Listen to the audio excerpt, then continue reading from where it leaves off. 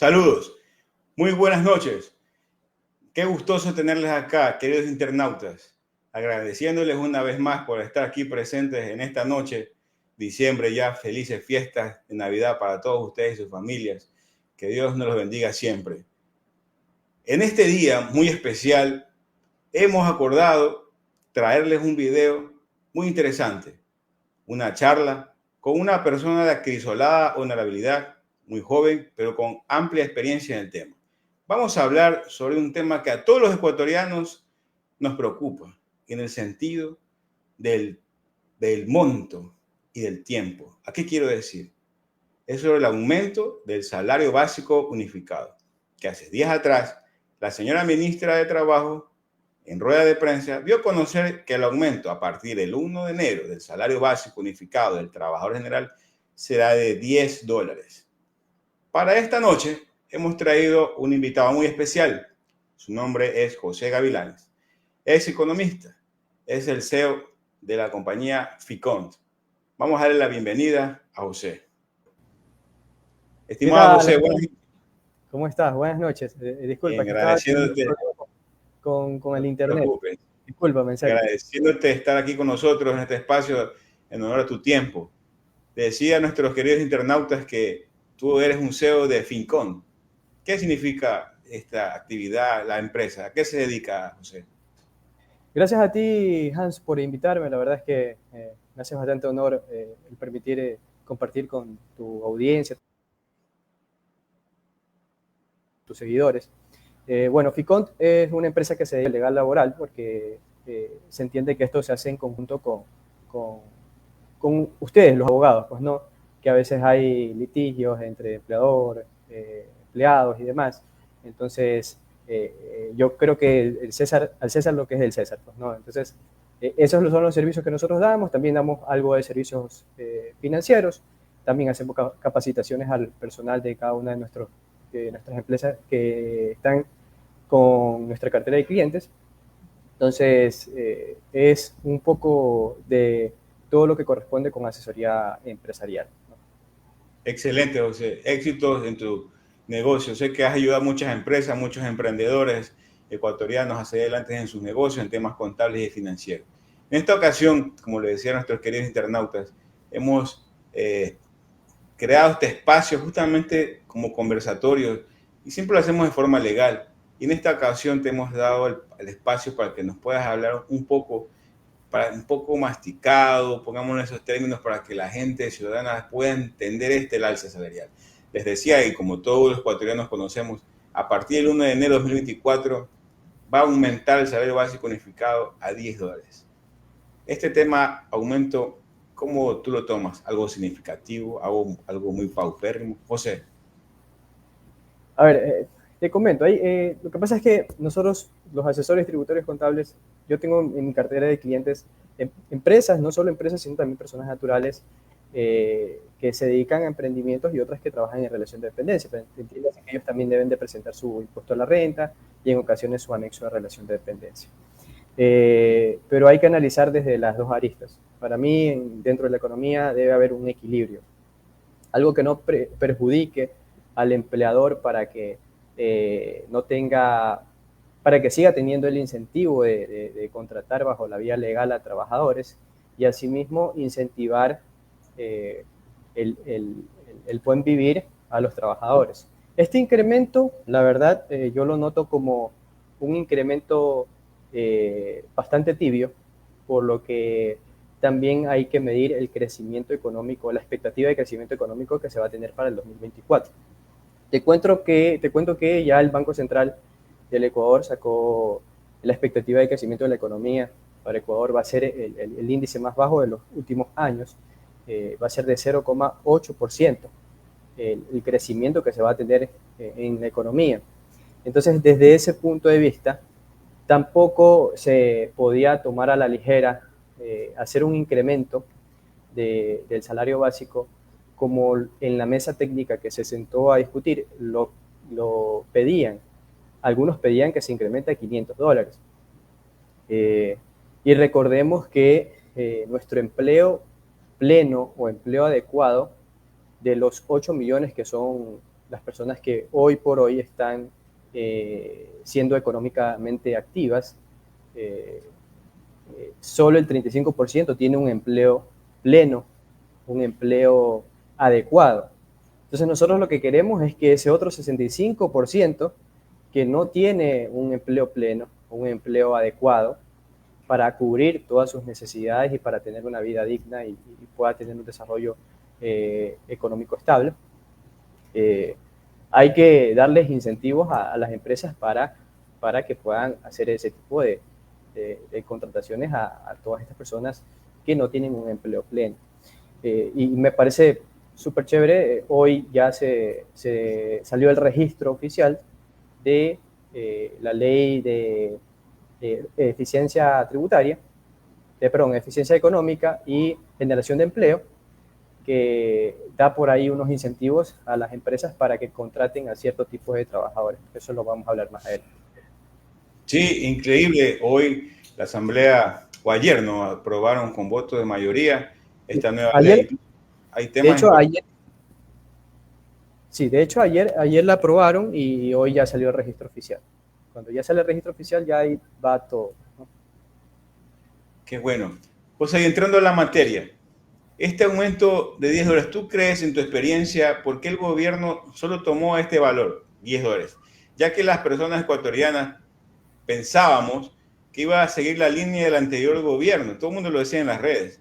Si Lazo ofreció $25 de aumento, ¿por qué el gobierno de Noboa no lo hizo y solo aumentó 10? En tu experiencia, este impacto seguramente debe ser de forma negativa, pero en tema tributario, contable, financiero, ¿qué crees que tomó en consideración el gobierno para que sea esta cifra de $10 el aumento al salario? Ya te digo, en este campo hay que analizar los dos puntos de vista. No puedes hacer un incremento salarial muy alto, teniendo en cuenta que vamos a tener un 2024 que tiene bastante expectativa, pero no en la positiva, sino negativa. Tenemos lo del fenómeno del Niño, tenemos el crecimiento económico que está fijado, o bueno, hay una expectativa de que crezca solo 0,8%, el crecimiento económico más bajo en los últimos años que se ha dado. Entonces, todas esas aristas valen para poder analizar o tomar la decisión de no tener un alza del salario básico. Como te digo, teniendo en cuenta de que el 65% de las personas que están económicamente activas no tienen un empleo pleno o adecuado. Entonces, desde mi punto de vista también sería un poco ilógico incrementar, por ejemplo, a 500 cuando el 65% de las personas que están económicamente activas no llegan ni a los 450 que hoy por hoy es el salario básico, pues, ¿no? En los 460 va a regir a partir de enero del 2024. Entonces, teniendo en cuenta todos esos factores, es que me imagino se decide a tener apenas un incremento del salario básico de $10, que tranquilamente pudo haber sido 15, $20, pero bueno, es la decisión que tomaron ellos. Y bueno, hay otras cositas que vienen detrás de como justificativo, como te lo dije hace un rato, lo vamos a hablar en un rato más. Por supuesto. Vamos a tomar una pequeña nota salida de un canal televisivo sobre este aumento salarial. Permítanme, por favor, queridos internautas, de forma rápida. Perfecto. Trabajadores y empleadores no llegaron a un acuerdo con el salario básico correspondiente al año 2024, por lo que hasta el 22 de diciembre le corresponderá al gobierno de Daniel Noboa fijar el aumento. En la última sesión del Consejo Nacional de Trabajo y Salarios no se logró llegar a un acuerdo entre el sector empresarial y trabajador para fijar el salario básico unificado 2024. Las demandas fueron distintas. El valor que está establecido en la fórmula es de $4.12, en el cual pusimos a consideración tanto de la presidencia como del sector empleador. Si nosotros aceptamos $4.12, 12 centavos. ¿Sabe cuánto es el aumento? 12 centavos diarios, que eso me parece una burla Ahora será la ministra de Trabajo quien deberá fijar hasta el 22 de diciembre cuál será el aumento salarial. Para ello, los trabajadores y empleadores hicieron ciertas peticiones para que sean tomadas en cuenta. Nosotros les decimos que por lo menos el gobierno debe de ir aspirando y alcanzar poco a poco a la canasta vital, que está en 552. Pero hablemos de lo realmente importante, que es la empleabilidad. Tenemos una reducción del 18%. Es decir, dadas las condiciones actuales, no estamos hablando de que directamente hay un incremento salarial y hay un incremento de fuentes de empleo. Todo lo contrario, la informalidad, la falta de posibilidad de generar fuentes de trabajo digno no está ligada con esto, y lo que solicitamos básicamente es una revisión real y una posición en la que nos permita conciliar. Actualmente el salario básico se encuentra en $450. El expresidente Guillermo Lasso ofreció en su administración alcanzar los $500, 25 por cada año de gestión. Sin embargo, esto no se concretó, informó Valeria Navarro. Estimado José, en este aspecto hemos sido permisivos. Sin embargo, ¿notas tú que el tema político influyó mucho? Ya que si bien es cierto, la Comisión de Salarios, ¿no es cierto?, no se puso de acuerdo de forma tripartita, los representantes de las empresas, los representantes de los trabajadores y un representante del gobierno. Entonces queda en manos de la ministra de Trabajo actual fijar el salario básico. Pero si tú notaste algo de esta nota televisiva, gracias al canal RTS, hablaban también de la canasta básica familiar, que no compensa. En ese aspecto, ¿podríamos indicarnos a todos los ciudadanos en qué consiste la canasta básica y formas estadísticas en qué afectaría, José? Bueno, comentarte que la canasta básica conforma todo lo que justamente los trabajadores necesitan para tener una vida digna, pues, ¿no? Una vida en todo lo que se corresponde a algo básico para poder tener un desarrollo, pues, ¿no? Pero hay una diferencia bastante grande entre el salario básico unificado y la canasta básica. Pero si analizamos el incremento que ha tenido, o la variación salarial que ha tenido desde el 2020 a 2024, estamos viendo que este año 2024 tuvo una variación el salario básico de 450 a 460, que corresponde a un 2,22%. Y te cuento que la canasta básica familiar tiene una variación parecida a la del salario correspondiente analizando los años del 2023-2024. La canasta básica aproximadamente se va a ubicar en $785. Digo un aproximado porque por ahora el INEC no ha publicado los valores, y va a tener una variación de 2,53%. Es decir, ¿puedes repetirnos, por favor, el valor?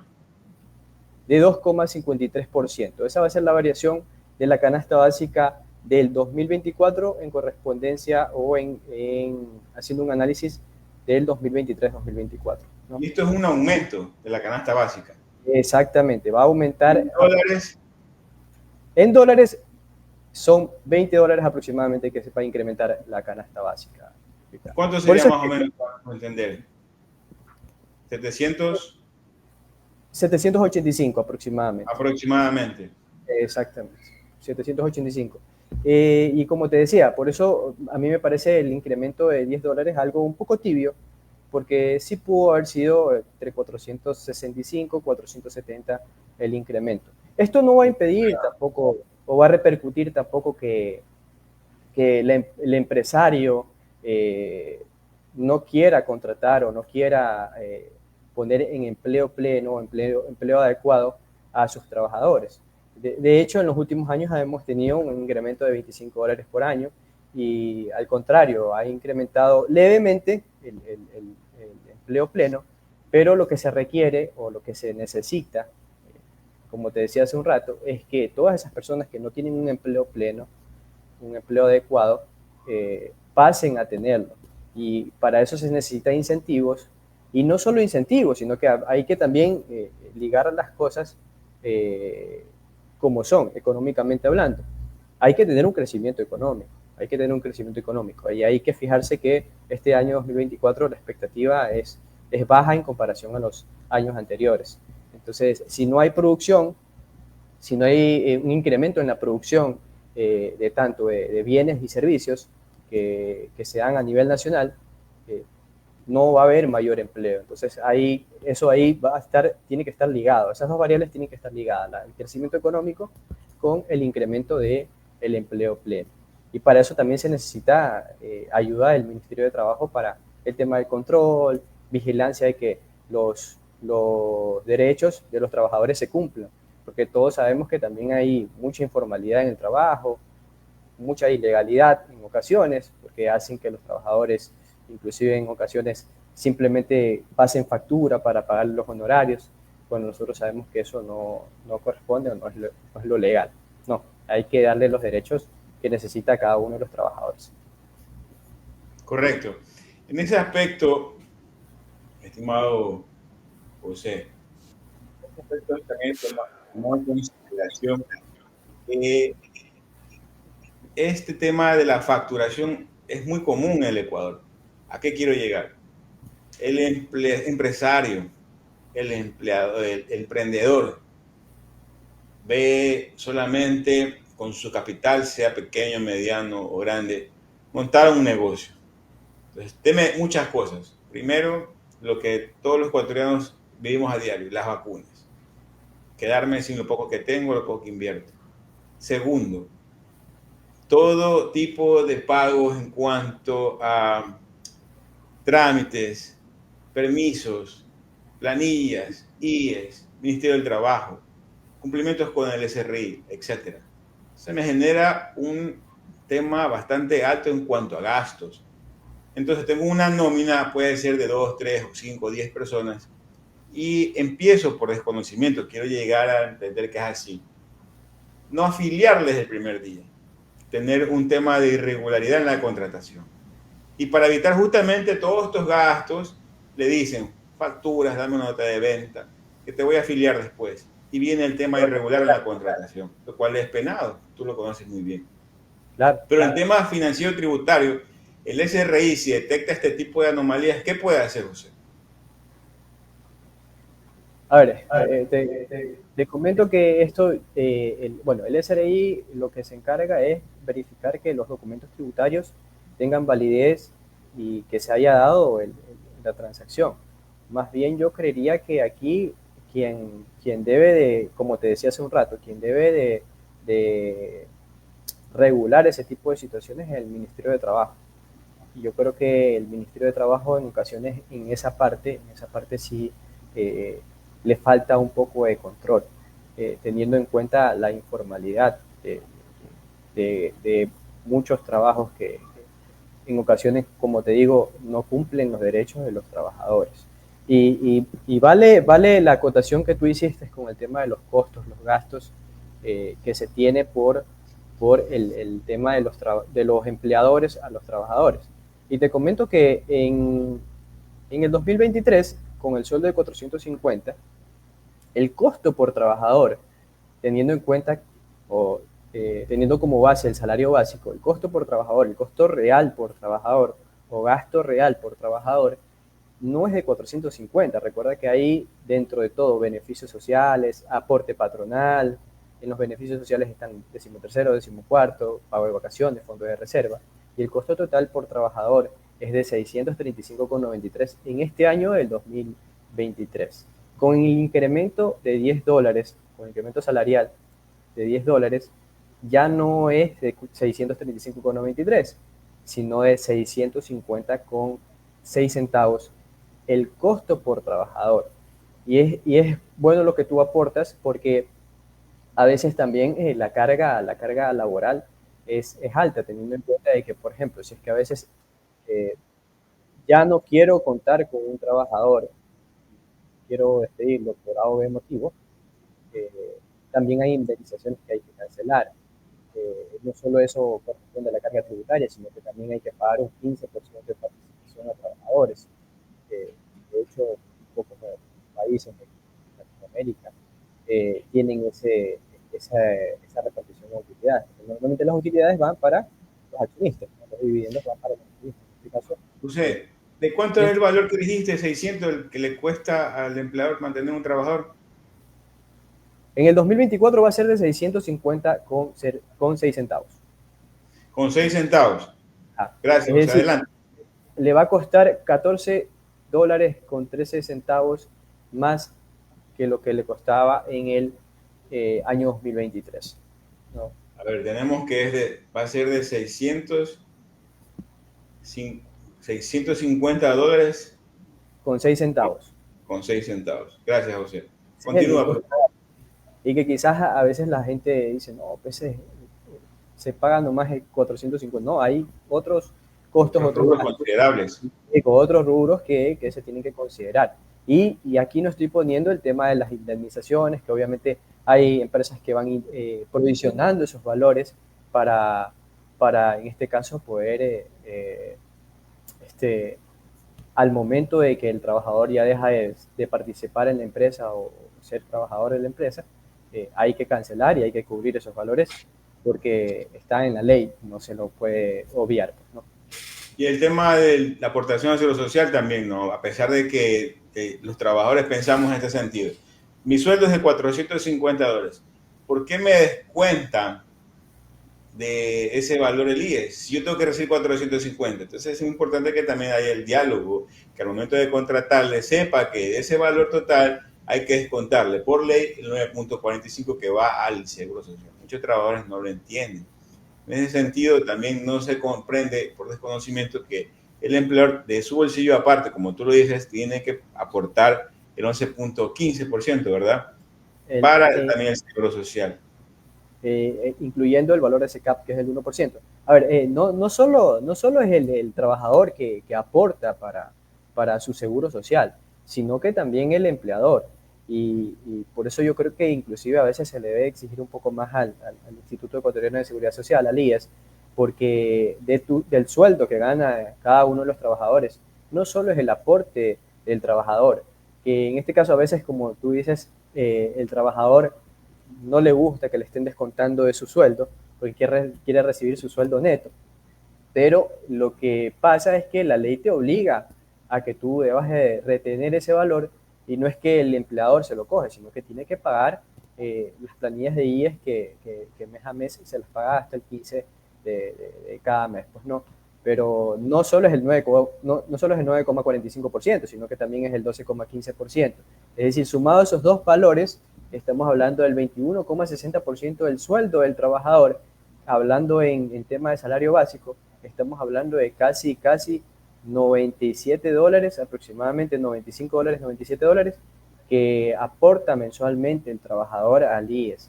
Y esto de aquí también cabe recalcar que cubre una de las necesidades que podría ser o podría entrar dentro de la canasta básica. Obviamente que hay medicinas, hay atenciones médicas o cuidados médicos que uno debe tener, pero si uno tiene el seguro del IES, obviamente va a ahorrar por ese aspecto, ¿no?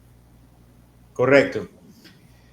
José, dime una cosa, en tu actividad, los clientes, entiendo yo que la mayoría son empleadores, empresarios, emprendedores, ¿les causa algún tipo de molestia este aumento o crees que sí puede sostener su negocio para poder cubrir las plazas de trabajo? ¿Qué quiero decir con esto? Que a lo mejor como a veces hay alza salarial, el empresario considera que esto es más un gasto y tengo que cerrar el negocio, que esto es un mayor gasto para el año entrante y tengo que cortar personal. No, o sea, inclusive hace 2 días estuve conversando con un cliente justamente de aquello, el incremento del salario básico. Y la verdad es que no lo tomó a mal. Precisamente hace un rato te pasé la diferencia que hay. Prácticamente que ellos, por un trabajador que gane el básico, van a gastar o a costear 14 dólares con 13 centavos más. Entonces, no es que por esos 14 dólares con 13 centavos van a quebrar el negocio.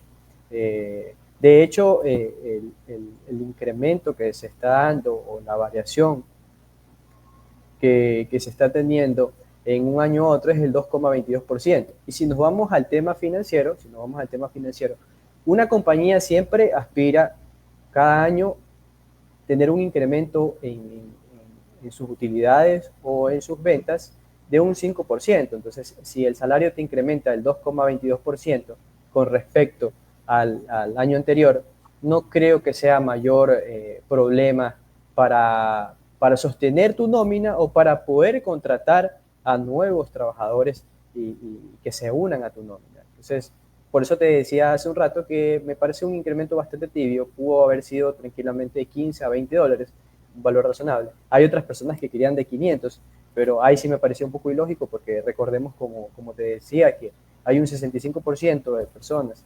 que dentro de los que son económicamente activos, de los 8 millones que son económicamente activos, que no tienen un empleo pleno. Entonces, si le subimos a 500 y hay 65% de personas que no tienen un empleo pleno, es algo un poco ilógico. Primero, aspiremos a que todo ese 65% pase, o la mayoría de ese 65% pase a tener un empleo pleno. Y es lo que debe apuntar a las políticas fiscales, las políticas económicas que se vayan a tomar de ahora en adelante. Tú has escuchado, estimado José, ¿el gobierno tiene algún plan para incentivar a los empresarios, empleadores, emprendedores para que contraten a más personal para el 2024? Sí. De hecho, hoy ya se publicó el registro oficial de la Ley de Eficiencia Económica y Generación de Empleo. Es importantísimo esa parte, porque hay unas veces que han tomado el tema del empleo para nombrar a leyes, pero resulta que en realidad eso no incentivó para nada el tema del empleo. Justamente se publica que hay incentivos tributarios para las empresas. Hay que ver también cuando salga el reglamento, porque para toda ley debe haber un reglamento de aplicación. Pero de todo caso, lo primero que se lee es que las empresas que contraten jóvenes de 18 a 29 años van a tener un incentivo tributario en el gasto deducible adicional del 50% por cada trabajador joven que contraten. Pero si es un trabajador joven titulado de tercer nivel, o sea, que tenga un título universitario o tecnólogo, va a tener un incentivo del gasto deducible adicional del 75%. Eso me parece muy bueno porque hay que tener en cuenta que las estadísticas dicen que hay mucho joven con título que no tiene a veces experiencia, porque salen de la universidad, no tienen experiencia, que no ha encontrado un empleo pleno o simplemente están desempleados. Y eso me parece muy bueno. Adicional a otra cosa que, es un problema que estamos viviendo hoy por hoy dentro de lo socioeconómico. Otro incentivo que se tiene para las empresas es que toda empresa que contrate una persona que haya estado encarcelada por más de un año va a tener un incentivo tributario en el gasto del trabajador, gasto deducible, del 75%. Si es una persona que ha tenido menos de un año en la cárcel, va a ser del 50%. Es decir, prácticamente que se quiere una reinserción social de las personas que están privadas de la libertad o que han estado privadas de la libertad cuando ya salgan o las que ya salieron, puedan tener una reivindicación en la sociedad, que es algo muy importante porque hoy nosotros sabemos que uno de los problemas que se tiene en nuestra sociedad es que muchos jóvenes, por querer ganar algo de dinero, van y se van a malos pasos.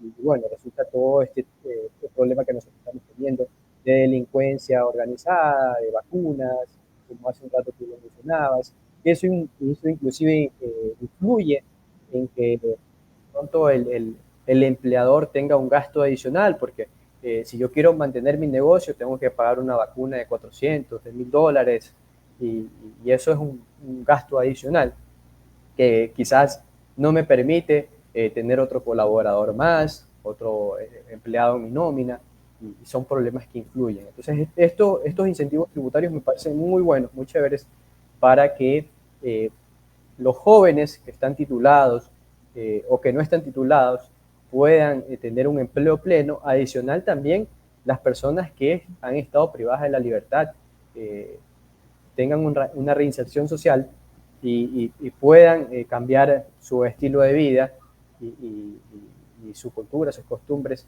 para ser personas de bien, que es lo que ahora más necesitamos en la sociedad, pues, ¿no? Y eso influye también en el crecimiento de la economía. Interesante lo que acabas de decir. Y justamente hay un video en el cual la ministra de Trabajo hace alusión sobre esta ley de empleo. Veámoslo, por favor, estimadísimo economista José. Agradeciéndote una vez más por tu tiempo aquí en este espacio. No, gracias a ti por invitarme. Gustoso de estar aquí. Gracias. No hay que tenerle miedo a la ley del empleo, ni tampoco hay que tenerle miedo a las deducciones tributarias. No es una ley que ha sido diseñada y que va a ser aprobada para inclinar la balanza a un sector de la producción del país. Todo lo contrario, es un compromiso histórico, es un compromiso nacional, pero sobre todas las cosas es un reto que tenemos que enfrentar. El legislativo, el ejecutivo, el sector de empleadores y también el sector de trabajadores. La ministra actual de Trabajo, la doctora Ivonne Núñez, ella fue magistrada de la Corte Provincial de Justicia justamente en la sala laboral. Ella es una persona con amplia experiencia y por lo que acabo de percibir es un tema que tanto trabajadores y empleadores, ahondando y sumado a lo que tú acabas de decir, estimado José, va a beneficiar a ambas clases. Yo lo veo con buenos ojos. Incluso escuché en un medio televisivo, no me recuerdo muy bien, que justamente hablaba que puede volver el trabajo por horas. Este tema estaba antes en la Constitución que fue derogada porque nosotros fuimos a una consulta. Ya hay una nueva Constitución que rige a partir del 2008.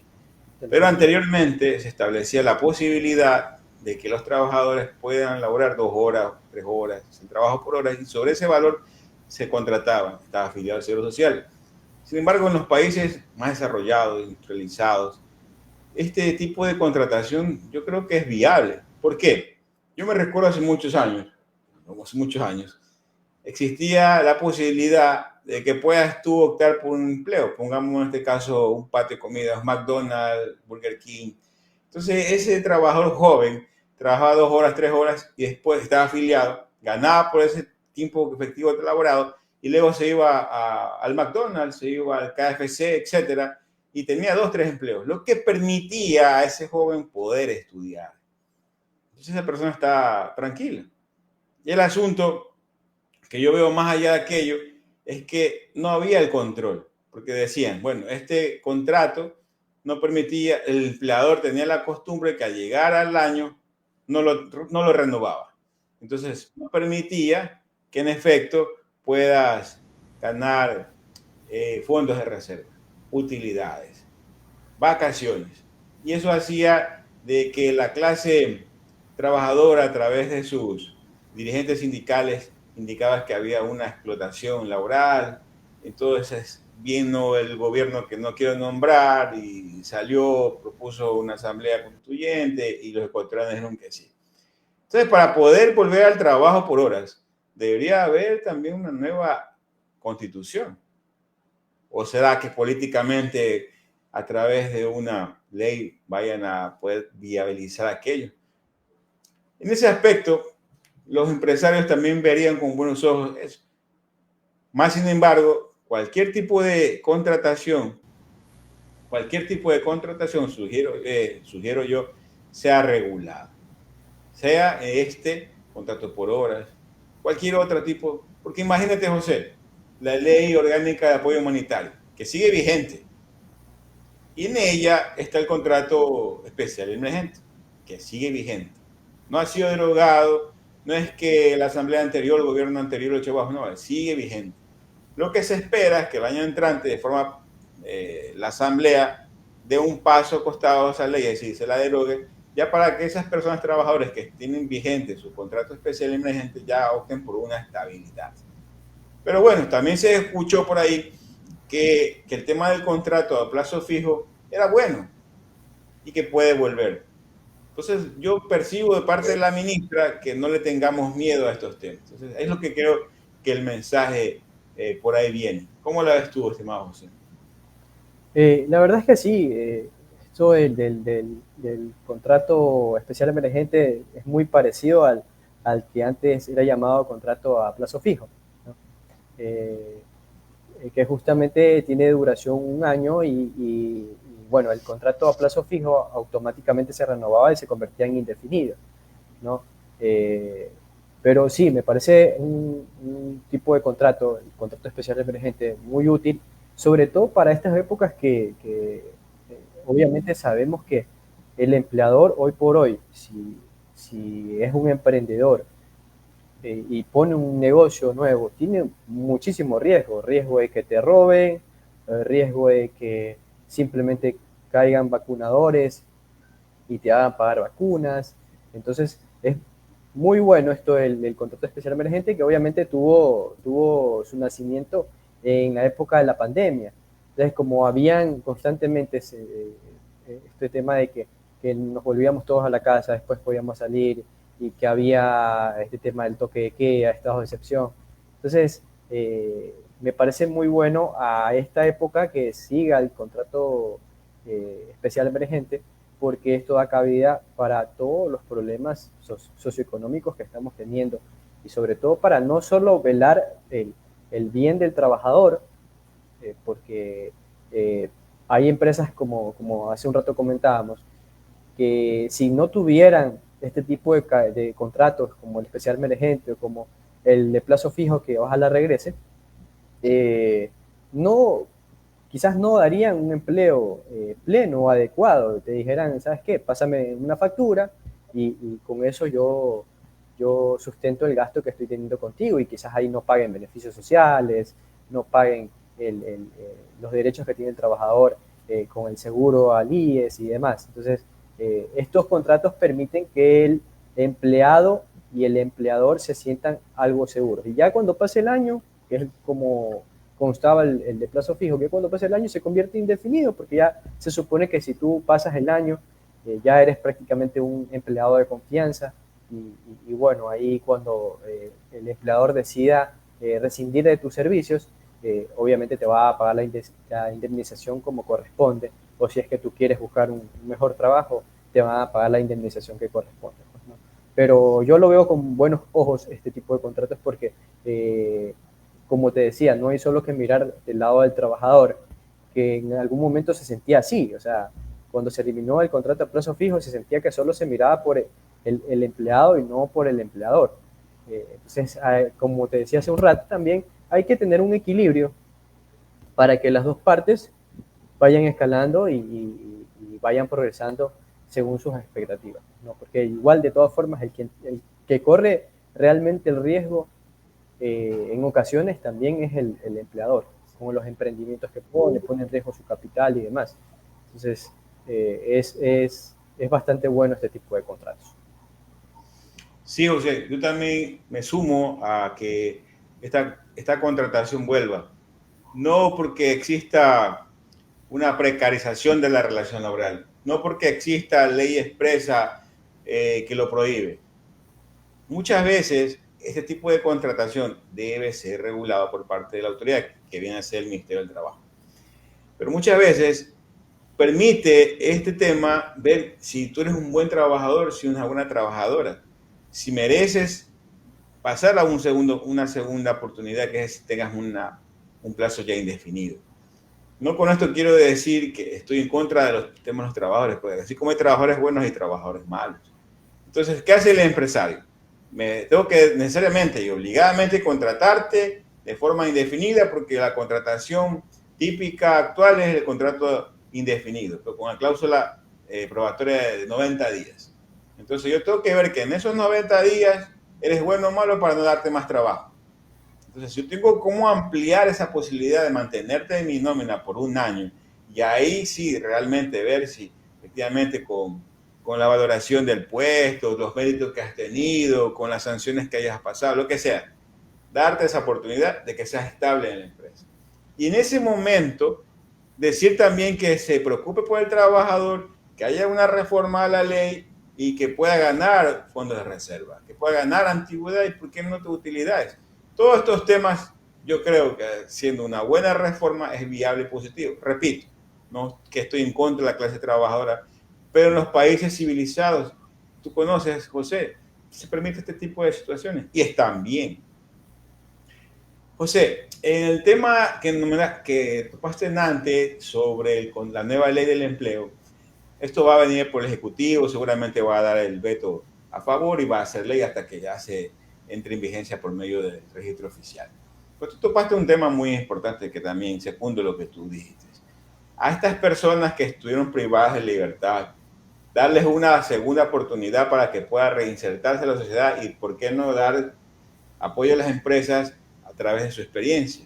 Pero hay otra cosa acá.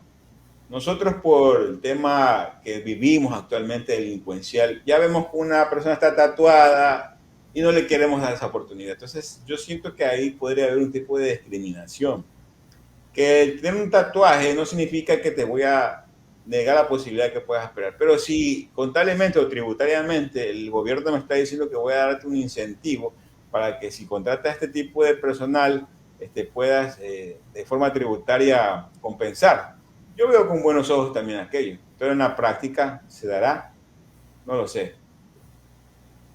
Sí, o sea, en este caso, como tú decías, es, sí, ya viéndolo desde el punto de la vida real, sí va a ser un poco quizás haya un poco de discriminación para este tipo de personas, pero en sí ya había esto de aquí. O sea, ya tú, inclusive hay trabajos que tú vas a la entrevista y no te aceptan si tú tienes tatuajes en el cuerpo y cosas así. Hay algo de discriminación en ese aspecto, pero bueno, ya un poco a poco vamos desarrollando y vamos en ese aspecto ya vamos quitando esos tabúes de que personas con tatuajes de pronto estén ligadas con el tema de... Si tú ya ves el récord policial de estas personas y de pronto tienen esto aquí, puede haber una desconfianza. Pero más allá de la desconfianza hay incentivos. Entonces el empleador quizás sí se anime a darle oportunidades a los trabajadores que hayan estado, porque recuerda que no solo es por personas que hayan estado privadas de la libertad de más de un año, puede ser por algún tema menor, que hayan estado en la cárcel, y de pronto se lo pueda contratar, pero ya no vas a tener el 75% de adicional del gasto deducible, sino que vas a tener un 50%.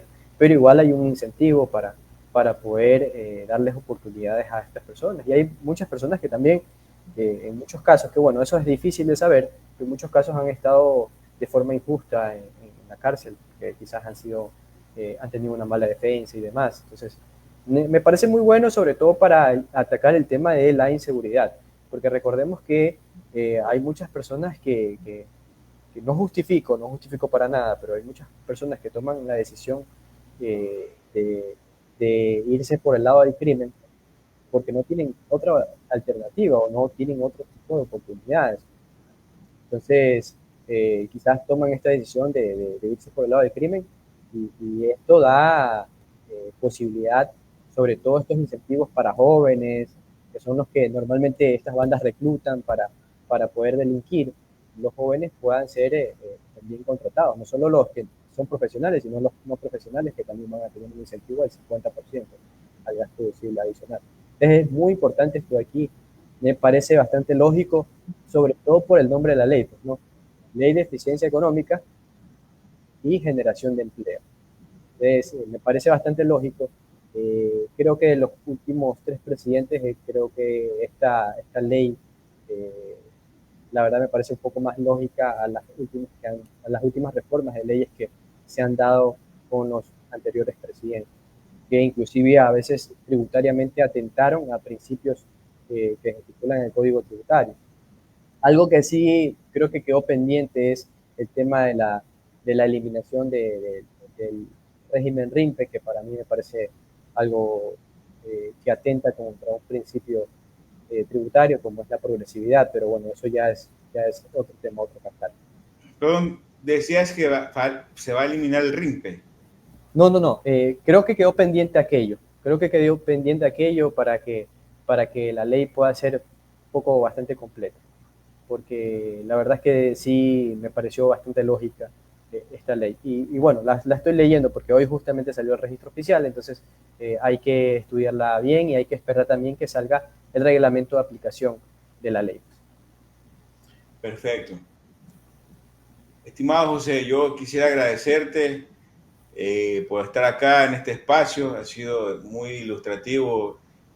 Realmente he aprendido bastante sobre el tema. ¿Nos podrías dar, por favor, unas palabras que puedas aconsejar al empleador en el ámbito tributario contable, por favor, para este 2024? No, lo que yo le digo a todos mis clientes, les voy a dar un consejo como se lo digo a todos mis clientes. No hay nada como dormir tranquilo y con la conciencia tranquila y sin estar huyendo o teniendo miedo de algún ente regulador. Lo mejor es dar empleo formal, lo mejor es estar apegado a la ley, lo mejor es tener esa tranquilidad, esa paz de que nadie te va a estar molestando. Ese es el consejo que yo le puedo dar a todas las personas que en ocasiones de pronto por el tema de la utilidad, la rentabilidad, a veces que no alcanza, pero sí se puede, a veces sí se hace un esfuerzo de parte del empleador, sí se puede, y sobre todo obviamente lo que tiene que hacer la parte ejecutiva es dar incentivos como los que está dando para que obviamente el empleador también se sienta respaldado y tenga incentivos para siempre estar apegado a la ley como se debe y para que podamos vivir en una civilización mejor. Perfecto, José. Bueno, querido amigo, te admiro mucho. Sé que vas con tus conocimientos a aportar mucho en este país y queremos que muchos jóvenes también se sumen a ese proyecto. Agradecerte una vez más. Espero poderte tener en este espacio, poder compartir más tus experiencias para nuestro público. Asimismo, quiero agradecerle a todos los internautas esta noche. Va a quedar aquí subida en la red este video. Aquí les dejamos los datos del señor economista José Gavilán, CEO de FICON. Es una persona a quien conozco y sé que va a llegar más allá de cualquier otro economista, que es una persona muy brillante. José, te agradezco por esta noche y te deseo los mayores éxitos para el 2024, hermano. Afianza tu conocimiento y permite que tu experiencia a otros empleadores se sumen a tu gran proyecto y que contraten más personales. Sé que lo que tocas a decir muchos empleadores lo van a escuchar y es el hecho, precisamente, de que los contraten a los trabajadores, que les afilien, que lo hagan de forma regular. Sé que así lo harán. Sí, no, muchas gracias por tus palabras, Hans. La verdad es que yo te admiro muchísimo, siempre estoy ahí al pendiente de todas el valor agregado que siempre estás constantemente subiendo a tus redes y la verdad es que gustoso de estar en este espacio que creo que solo personas excepcionales pueden estar por aquí. Muchísimas gracias por la invitación, muchísimas gracias a todas las personas que están conectadas viendo este live y bueno, gustosos de haber estado y compartido con ustedes. Para cualquier cosa, ahí están las redes sociales para que en cualquier momento, si es que necesitan algún tipo de asesoría, pues aquí estamos a las órdenes. Hasta la próxima, amigos. Muchas gracias, José. Buenas noches.